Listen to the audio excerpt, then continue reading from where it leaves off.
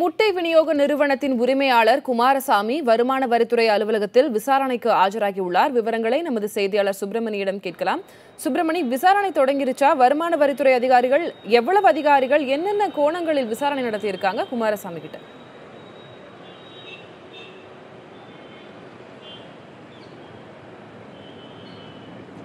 முட்டை விநியோகம் செய்யும் நிறுவனமாக கிறிஸ்டி நிறுவனத்தில் கடந்த ஜூலை மாதம் கிட்டத்தட்ட 5 நாட்கள் வருமான வரித்துறை சோதனை நடந்தது. இதில் கிட்டத்தட்ட 17 கோடி ரூபாய் பணமும் அதேபோல் 10 கிலோ தங்கமும் பறிமுதல் செய்யப்பட்டது. அதேபோல் அவர்களுடைய தொழில் கூட்டாளியாக இருக்கக்கூடியவருடைய வீடுகளிலும் வருமான வரித்துறை சோதனை நடந்தது. கணக்கில் காட்டாத சொத்துக்கள் எவ்வளவு இருக்கிறது என்பது தொடர்பான கணக்கெடுக்கும் பணியும் ஏற்கனவே நடந்திருந்தது. இவர்கள் வைத்திருந்த பணத்தின் மூலமாக வெளிநாட்டுகளிலும் சொத்துக்கள் வாங்கியிருப்பது விசாரணையில் கண்டுபிடிக்கப்பட்டிருந்தது.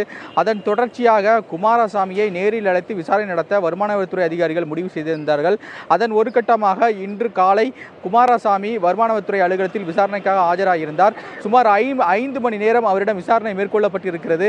அந்த விசாரணையில் வரி ஏய்ப்பு தொடர்பான விசாரணை நடத்தப்பட்டிருப்பதாக வருமான வரித்துறை அதிகாரிகள் தெரிவித்திருக்கிறார்கள்.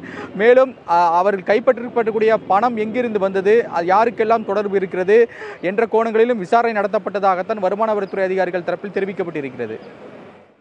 சுப்பிரமணி, இன்னும் வேறு யாரெல்லாம் இந்த விசாரணை வளையத்திற்குள் கொண்டு வரப்பட்டிருக்காங்க? வேறு யாராவது இந்த வளையத்தில் கொண்டு வரப்பட வாய்ப்பு இருக்கிறதா? அது குறித்த தகவல், அண்மை தகவல் ஏதாவது இருக்கிறதா?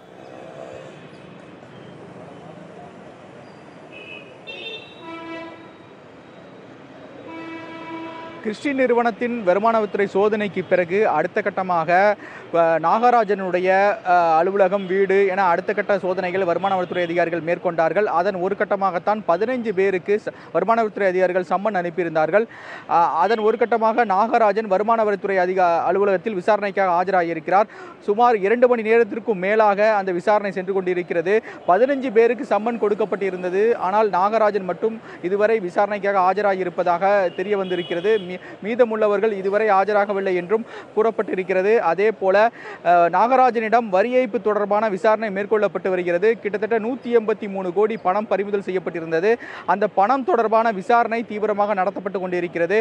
அந்த பணம் எங்கிருந்து வந்தது, யார் இவருக்கு கொடுத்திருக்கிறார்கள் என்பது தொடர்பான விசாரணை தொடர்ந்து நடந்து கொண்டிருக்கிறது. சுப்பிரமணி, நீங்க சொன்னது போல 15 பேருக்கு சம்மன் அனுப்பப்பட்டிருக்கு. தற்போது நாகராஜன் ஆஜராயிருக்கிறார், குமாரசாமி ஆஜராயிருக்கிறாரு.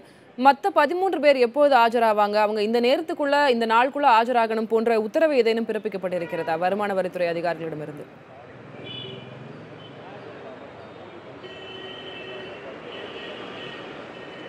இன்று மாலைக்குள் அவர்கள் ஆஜராக வேண்டும் என்றுதான் இன்று காலையில் அவர்களுக்கு சம்மன் அனுப்பியிருந்தார்கள். அதன்படி நாகராஜன் மதியம் 1 மணி அளவில் ஆஜராகி இருப்பதாக வருமான வரித்துறை அதிகாரிகள் தெரிவித்திருந்தார்கள். மீதமுள்ளவர்கள் இதுவரை ஆஜராகவில்லை. ஆனால் அவர்கள் அதற்கான கால அவகாசத்தை கேட்டு அனுமதி கூட பெறுவதற்கான வாய்ப்புகள் இருக்கிறது. எனவே மாலை 6 மணி வரை அதற்கான அவகாசம் இருக்கிறது. எனவே அவர்கள் தரப்பு வழக்கறிஞர்கள் தகவல் தெரிவித்து இதற்கான கால அவகாசத்தை பெறுவதற்கான வாய்ப்புகளும் இருக்கிறது. எனவே தற்போது வரை நாகராஜனிடம் விசாரணை மேற்கொள்ளப்பட்டு வருகிறது.